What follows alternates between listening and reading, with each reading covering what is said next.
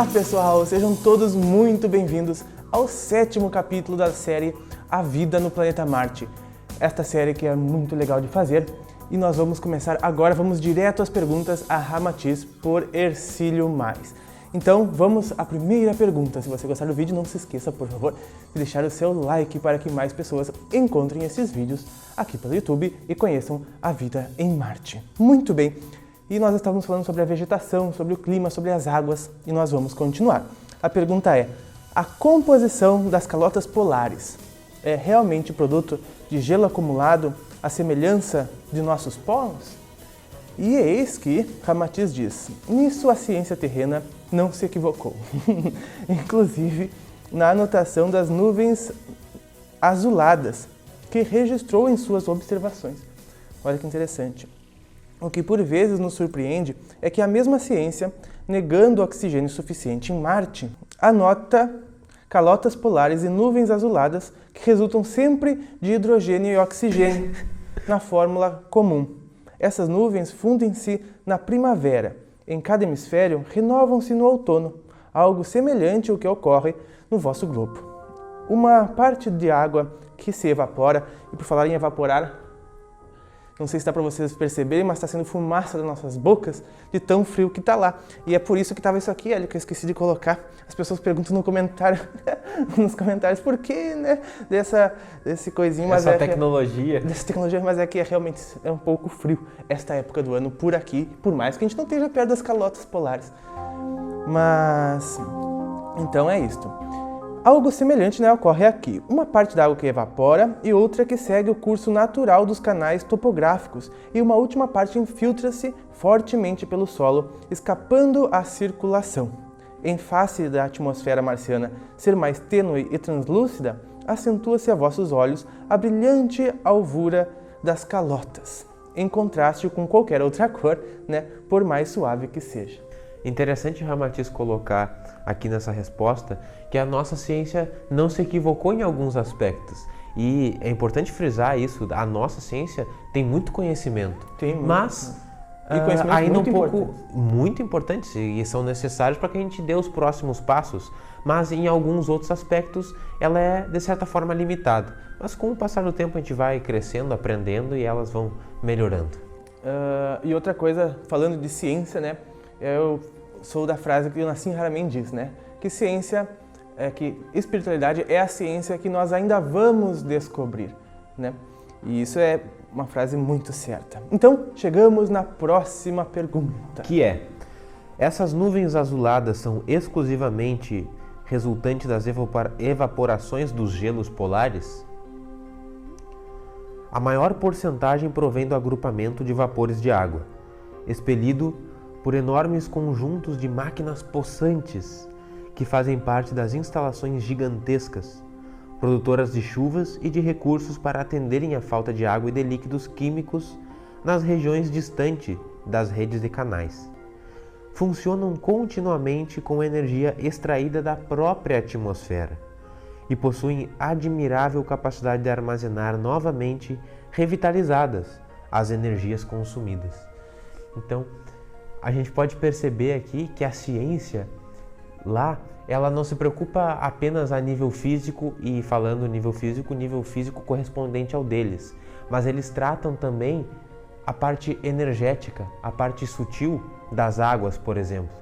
Aqui a gente deveria fazer o mesmo, né? Tratar energeticamente as águas para que quando ela caia no chuveiro sobre os nossos corpos, a gente conseguia também ter uma limpeza e uma purificação a nível energético e psíquico. A água ela é um condutor energético incrível, né? Ela é muito receptiva a todas as influências, a todas as emanações mentais. Por falar nisso, eu lembro você que aqui embaixo nos campos dos comentários, você fique à vontade para enriquecer o conteúdo deste vídeo com as informações que você achar necessário contribuir à nossa série. A gente fica muito agradecido também. E vamos à última pergunta do capítulo 1 do livro. Mas porque aqui na nossa série está no 7º episódio. Ah, entendi. É realmente do capítulo 1 do livro, né? Nós estamos no 7º.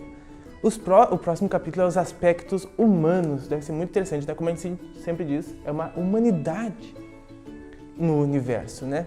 A gente pensa que os marcianos e outras raças, como a gente falou, né? São outros veículos biológicos, mas no fundo a essência, a alma, o ser se considera como a que nós nos consideramos, uma humanidade, claro, tendo outro nome. A pergunta então é, podemos conhecer a estrutura destas máquinas e seu funcionamento, especialmente a respeito da produção de chuvas? E essas máquinas atendem também a outras necessidades públicas? Mais uma pergunta bastante interessante, né? E eis que a resposta diz.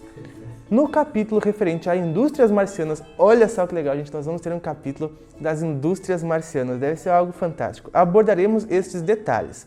Mas ele vai antecipar. Ele diz, entretanto, os habitantes de Marte dominam quase todas as forças ocultas da natureza e poucos são os problemas de ordem física que não se encontram solução. Isso me fez lembrar o primeiro vídeo aqui do canal, que eu vou deixar a recomendação aqui em cima e aqui na descrição, que é sobre a harmonia com os elementos que os seres do espaço têm. E isso proporciona a vida deles em equilíbrio, de forma a afastar da sociedade todas as doenças, tanto psicológicas quanto físicas. Há quanto tempo já foi lançado este vídeo, Paulo? Há 7 anos. Olha que esse é o capítulo 7. Muito bem. Verdade. Então chegamos, né, Hélio, ao capítulo 2 do livro, que é Aspectos Humanos de Marte. Aspectos humanos de Marte, né? Pode parecer algo dissonante, mas a gente já falou sobre isso. E o Hélio vai falar para nós a pergunta e a resposta. Vamos lá. Em Marte existe só um tipo racial ou são diversos? Vou me acomodar para ouvir. Os marcianos originaram-se de várias raças, mas atualmente apresentam 2 tipos fundamentais ou predominantes que sobrepujam os grupos remanescentes de outros troncos e de características mais heterogêneas. Em zonas análogas à vossa Europa, distingue-se o tipo alourado de cabelos sedosos, de cor semelhante à da areia praieira e que alguns usam compridos, caídos poeticamente até os ombros. A sua pele é delicada, num tom rosado, e a fisionomia tranquila. Os olhos variam entre o cinzento esverdeado e o azul claro, límpidos, translúcidos e impregnados daquela ternura que reflete a paz da alma. Esse tipo, que é de aspecto feminil, de movimentos poéticos e suaves, embora cerebralmente acima dos terrestres, revela a expressão familiar das crianças calmas, educadas e de caráter inofensivo. O exemplo do Ame, né? Ele aparentava ser uma criança de forma interna. Ele via a beleza em todos os pontos da criação. A criança é o que todos nós devemos voltar a ser, no bom sentido da palavra, né? De libertar de ser quem somos nós realmente no fundo e não ter vergonha, não se preocupar com o que as pessoas vão pensar de quem nós realmente somos, né? Porque estamos ancorados na verdade suprema, que é o amor. Noutra região, Ramati segue, guardando características semelhantes às dos habitantes de vossos climas mais aquecidos próximos do Equador, há outro tipo de menor estatura, variando entre 1,5 m a 1,60 m de altura. Atarracado de pele morena, muito lisa e luzidia, ou luzídia, desculpa, não sei pronunciar aqui, sem rugas, sinais ou manchas. Tem cabelos curtos, rente. Seus movimentos são vivos, enérgicos e decididos, exudando muita vitalidade expressiva da sua configuração mais masculina. Tipo de cabelo preto, olhos escuros, castanhos aveludados, que reflete um misto de energia e brandura. Nota-se às suas expressões gerais o domínio da mente sobre a esfera emotiva, denunciando um tipo mais prático do que o alourado. E a gente percebe algumas características mais fortes e outras mais tênues, referente mesmo à posição geográfica que nós vivemos.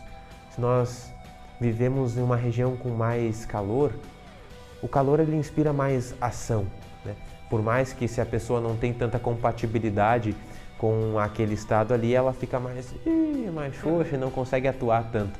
Como é o meu caso, no verão eu não tenho tanta disposição. Já comigo é o contrário, eu no verão tenho mais disposição, no inverno eu tenho tendência a hibernar, por mais que eu não faça isso. Ai, ai.